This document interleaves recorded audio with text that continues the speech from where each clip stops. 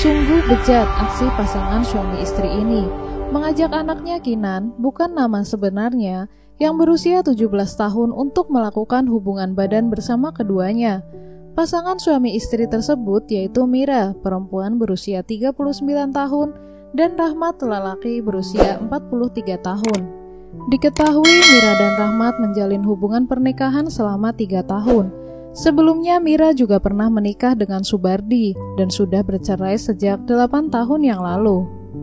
Lantas, bagaimana ceritanya sehingga pasangan ini tega mengajak anaknya berhubungan badan? Jadi begini ceritanya. 12 Oktober 2018, Kinan sedang bermain bersama adiknya di halaman rumahnya yang berada di daerah Pancoran, Jakarta Selatan. Tiba-tiba Kinan dipanggil oleh Mira yang merupakan ibunya untuk masuk ke dalam kamarnya. Sementara itu di dalam kamar, Rahmat sudah menunggu keduanya tanpa mengenakan pakaian. Sesampainya di kamar, Kinan dipaksa oleh Mira untuk melakukan oral seks kepada Rahmat. Kinan sempat menolak, namun karena terus dipaksa dan dicubit oleh Mira, akhirnya Kinan menuruti perintah ibunya. Lalu, pada 9 Desember 2018, saat Kinan sedang mandi, tiba-tiba pintu kamar mandi digedor oleh Rahmat sambil menyuruh Kinan untuk membuka pintunya. Kinan yang ketakutan tidak membukakan pintu tersebut. Lalu Rahmat mendobrak pintu tersebut hingga pintu berhasil terbuka. Rahmat yang berhasil masuk ke kamar mandi segera melepaskan seluruh pakaiannya dan mendorong tubuh Kinan ke dinding. Kinan sempat berteriak. Ia berharap ibunya mendengar teriakannya dan membantunya. Namun di luar dugaan Kinan, ibunya datang ke kamar mandi hanya melihat dan membiarkannya disetubuhi oleh Rahmat. Setelah puas menyetubuhi Kinan, Rahmat langsung menarik tubuh Mira dan melakukan persetubuhan kembali bersama Mira. Hal itu disaksikan oleh Kinan. Bahkan, adik Kinan juga menyaksikan aksi tersebut karena pintu kamar mandi dibiarkan terbuka. Lalu pada saat ulang tahun Kinan, Rahmat kembali mengajak Kinan untuk melakukan persetubuhan. Kinan diiming-imingi uang sebesar Rp200.000 dan akan dibelikan handphone agar Kinan mau menuruti keinginannya. Kinan menolak ajakan tersebut, kemudian Rahmat mengadukan tolakan Kinan kepada Mira. Dengan terpaksa, akhirnya Kinan menuruti kemauan bejat ayah tirinya tersebut.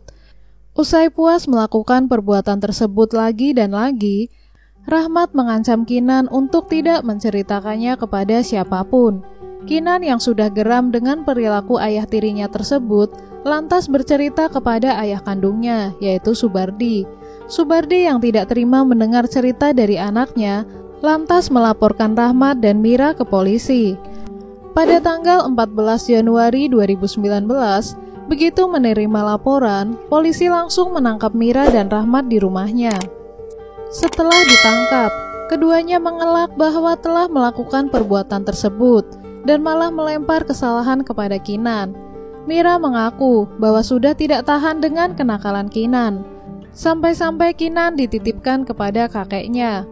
Rahmat juga mengatakan bahwa Kinan memang kelihatan lugu namun kelakuannya berbahaya. Mira juga menuduh Subardi bahwa laporan dari mantan suaminya itu hanya laporan palsu. Menurut Mira, sikap dan perilaku anaknya tersebut dipicu karena sikap Subardi yang katanya tidak mempedulikan ketiga anaknya yang diasuh oleh Mira. Mira juga mengatakan bahwa ketiga anaknya yang putus sekolah juga karena sikap ketidakpedulian Subardi terhadap ketiga anaknya. Dalam proses penyelidikan, Mira dan Rahmat tidak mengakui perbuatannya, namun hal itu tidak menjadi masalah bagi kepolisian untuk memperdalam penyelidikan, karena ada mekanisme proses pembuktian secara material. Polisi juga berkoordinasi dengan unit pelaksanaan tugas Pusat Pelayanan Terpadu Pemberdayaan Perempuan dan Anak Provinsi DKI Jakarta dan juga berkoordinasi dengan Rumah Sakit Cipto Mangunkusumo. Polisi juga menggandeng Komnas Anak dan Komisi Perlindungan Anak. Keluarga besar mereka juga tidak menyangka bahwa mereka berdua tega melakukan tindakan tersebut. Keluarga juga berharap pelaku mendapat hukuman yang seberat-beratnya. Akibat dari perbuatannya tersebut, mereka harus mendekam di balik jeruji besi. Mereka dijerat dengan pasal 76D Junto pasal 81 Undang-Undang Republik Indonesia Nomor 35 Tahun 2014 tentang Perlindungan Anak dengan ancaman hukuman 15 tahun penjara. Dan kasus pun berakhir.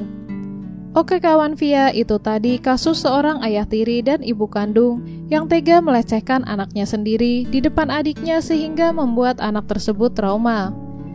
Dari video ini, kita dapat mengambil pelajaran bahwa kita harus berhati-hati dalam memilih pasangan hidup dan juga sebagai orang tua harus melindungi anaknya dari berbagai macam kejahatan yang menyangkut masa depan anak.